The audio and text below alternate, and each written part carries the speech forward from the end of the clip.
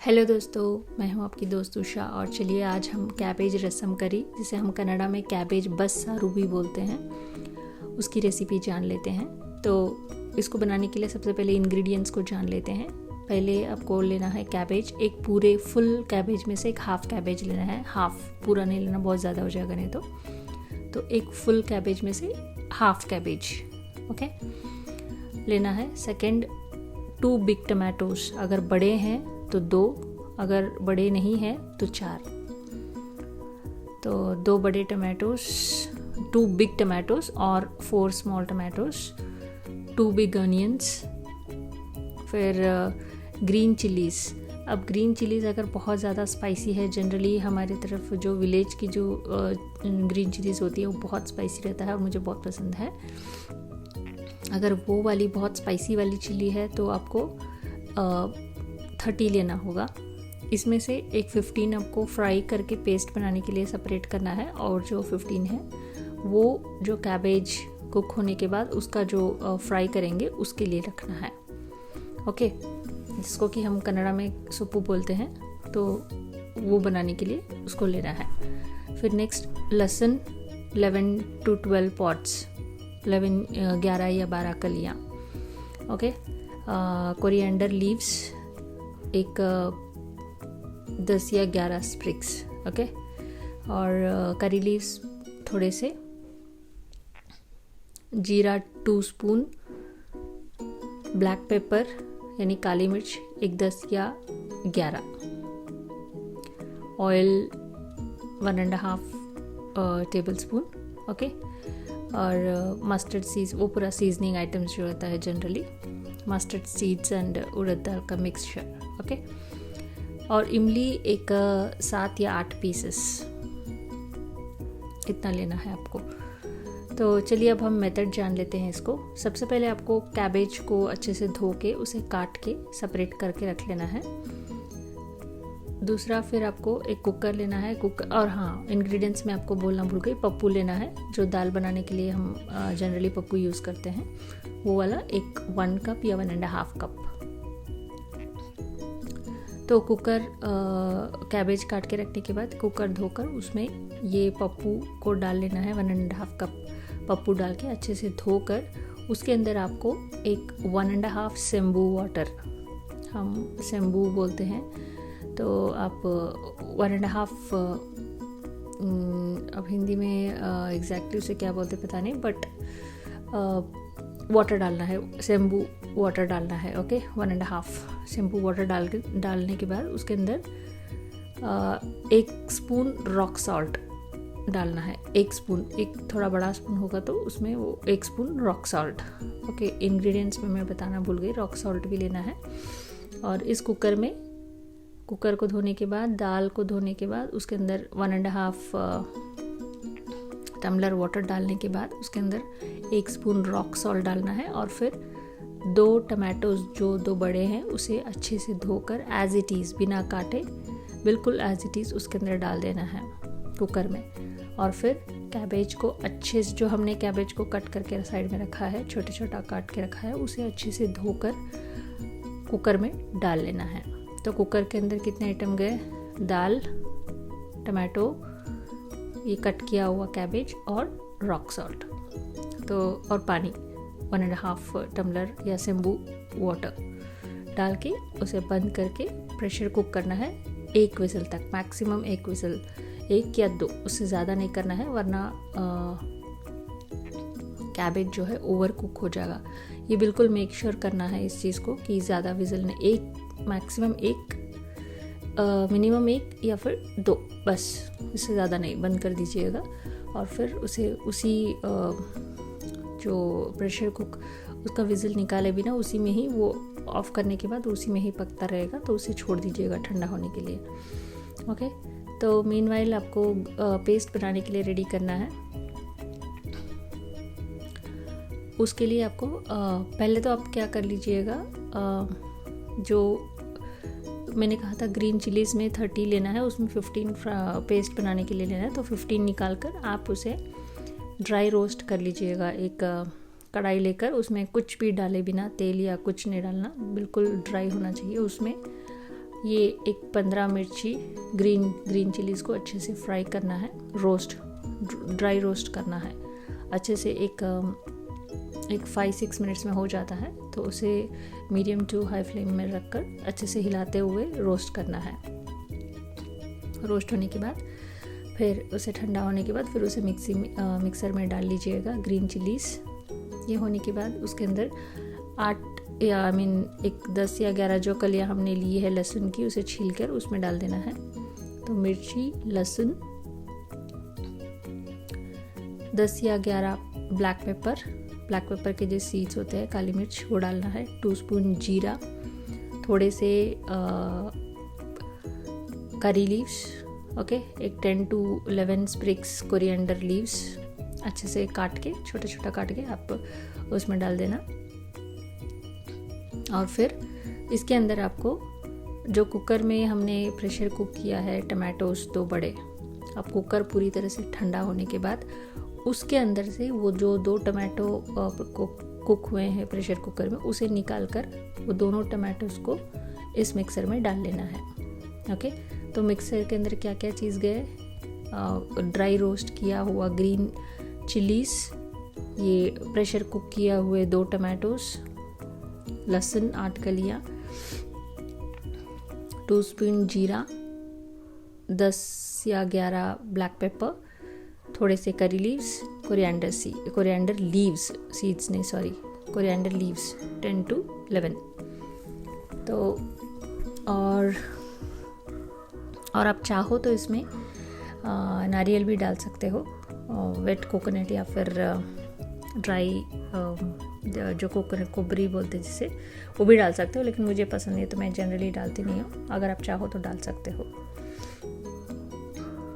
तो इन सबको डालकर जब कुकर में से वो पूरा ठंडा हो जाएगा, कुकर का खोल के इसके अंदर अब मिक्सर में पानी बिल्कुल प्लेन वाटर बिल्कुल यूज़ नहीं करना है। अब इसको ग्राइंड करने के लिए हम जो कुकर के अंदर प्रेशर कुक हुआ है कैबेज, और उसमें जो हमने पानी डाला है, जो कुकर के अंदर जो पानी है उसी को लेना है, जिसे कन्नड़ा में हम सप्पल बोलते हैं। तो उसका वो कुकर के अंदर वाला पानी ही लेकर ही हमें थोड़ा सा मिक्सी में डालकर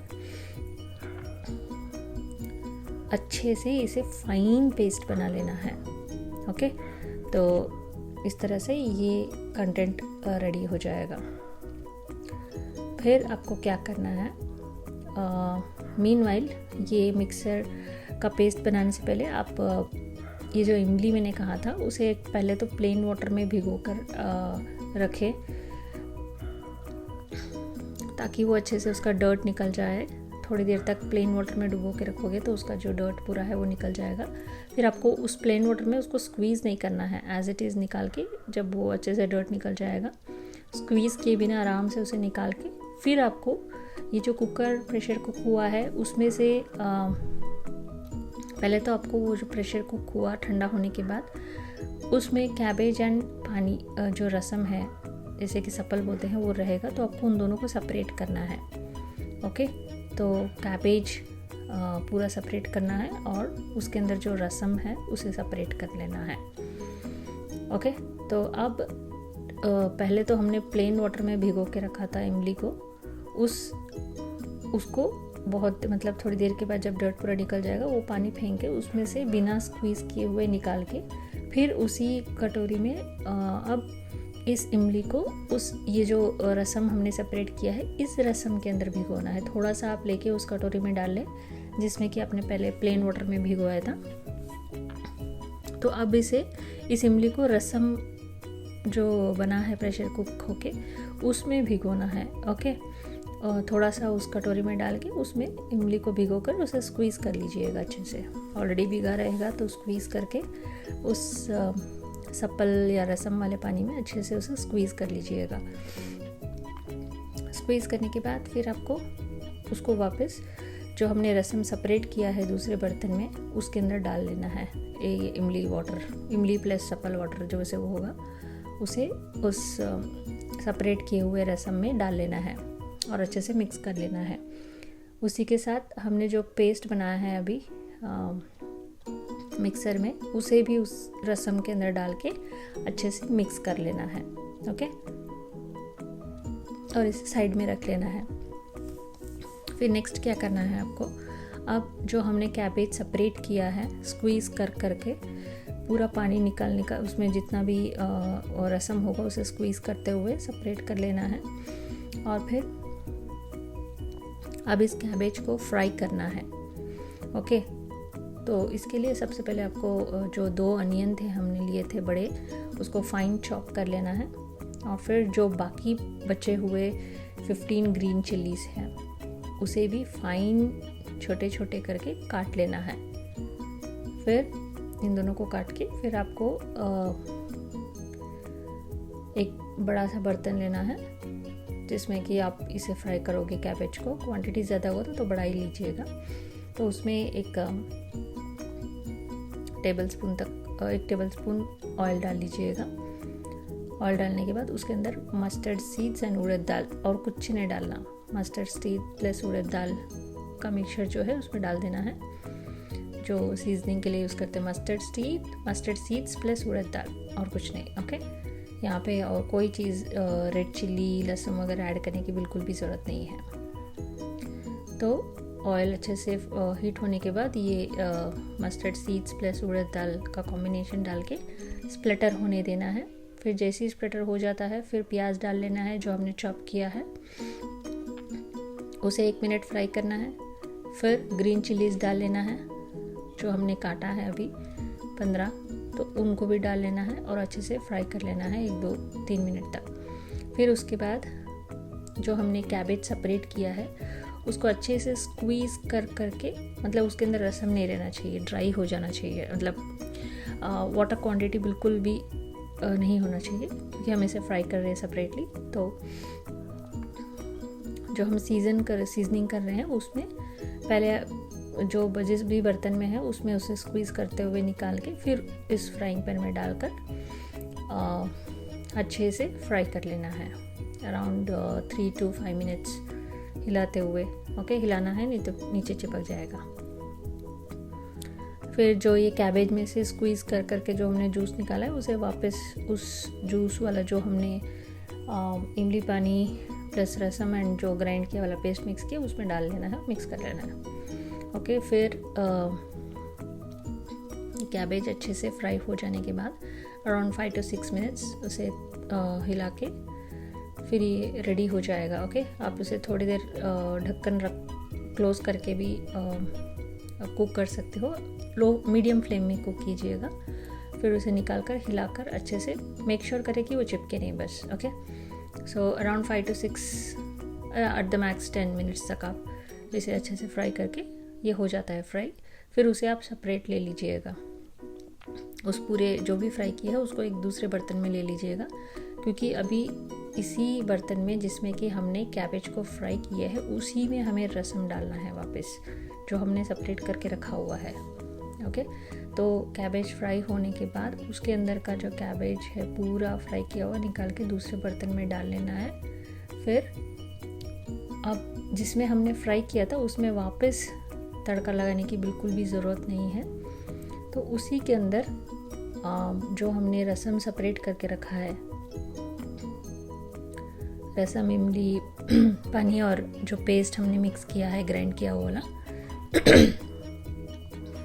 सॉरी, तो उसको उस जो कैबेज फ्राई किया हुआ बर्तन है उसके अंदर वापस डाल लेना। बिल्कुल तड़का लगाने की ज़रूरत नहीं है अब, क्योंकि ऑलरेडी हमने तड़का डाल दिया है कैबेज को फ्राई करने से पहले, तो वही चल जाता है। ओके, तो अब उसे डालने के बाद उसके अंदर एक थोड़े से करी लीव्स आप डाल के अब ये जो रसम है इसको around 20 to 25 minutes medium flame पर आप इसे बॉईल होने दें। एट द मैक्स 25 मिनट्स तक आप इसे बॉईल कर लीजिएगा तो ये पूरी तरह से बन जाता है। तो इस तरह से ये पूरा कैबेज रसम करी रेडी हो जाएगा। इसे हम कैबेज बस सारू भी बोलते हैं। तो इसे ये बहुत अच्छा लगता है गरम राइस के साथ, या फिर आप खाली ऐसे भी पी सकते हो। और वो जो कैबेज का फ्राई किया हुआ वो भी बहुत टेस्टी लगता है, तो आप इसे भी ऐसे सेपरेटली खा सकते हो। और एक और चीज़ मैं बताना चाहूँगी, अगर आप चाहो जो कुकर में हमने कुक किया था दाल plus 2 tomatoes, rock salt plus cabbage जो कट किया, उसी में अगर आप चाहते हो तो आप 2 ब्रिंजल को भी आप डाल के कर सकते हो, प्रेशर कुक कर सकते हो। ओके, तो मुझे तो पसंद नहीं है तो मैं नहीं डालती हूँ जनरली, तो अगर आप चाहो तो वो डालकर भी कुक कर सकते हो। और हाँ दोस्तों, जो मैंने कुकर में दाल डाला है उसे हम कन्नड़ा में बेलकालू बोलते हैं। ओके, तो जो जनरली दाल बनाने के लिए यूज़ करते हैं बेलकालू, तो वो चीज़ डालना है, पप्पू को डालना है। ओके, यूज़ करना है, बेलकालू बोलते हैं उसे। और दूसरी चीज़ जो मैं बताना भूल गई थी कि जब आप मिक्सी में जो पेस्ट बनाते हो उसे अच्छे से फाइन पेस्ट होने के बाद उस पेस्ट को जब आप रसम में मिलाते हो, जो सेपरेट किया होगा कैबेज और रसम को, तो रसम में जब आप मिलाते हो, मिलाने के बाद मिक्सी में थोड़ा थोड़ा नीचे बच जाता है, राइट। तो उस चीज़ को निकालने के लिए आपको पानी बिल्कुल यूज़ नहीं करना है। यहाँ पर आपको जो हमने रसम सेपरेट किया है उसी रसम से ही आप मिक्सी के अंदर से डाल कर, और जो नीचे पूरा रहता है मिक्सी के अंदर बच जाता है, उसे आप ये रसम के पानी से ही निकालिएगा। ओके, निकालिएगा, पानी बिल्कुल यूज़ मत कीजिएगा। ओके, तो उसी से निकाल कर अच्छे से मिक्सी के अंदर से जो भी कंटेंट बचा कुचा होगा पेस्ट, वो पूरा निकल के आ जाएगा और उसे आप रसम में मिक्स कर दीजिएगा। तो ये एक चीज़ बताना मैं भूल गई थी, जब हम वो रसम में मिक्स कर रहे होते हैं तब, तो ये ध्यान रखिएगा कि पानी बिल्कुल यूज़ मत कीजिएगा, क्योंकि ऑलरेडी रसम है तो उसी से आप निकालिएगा।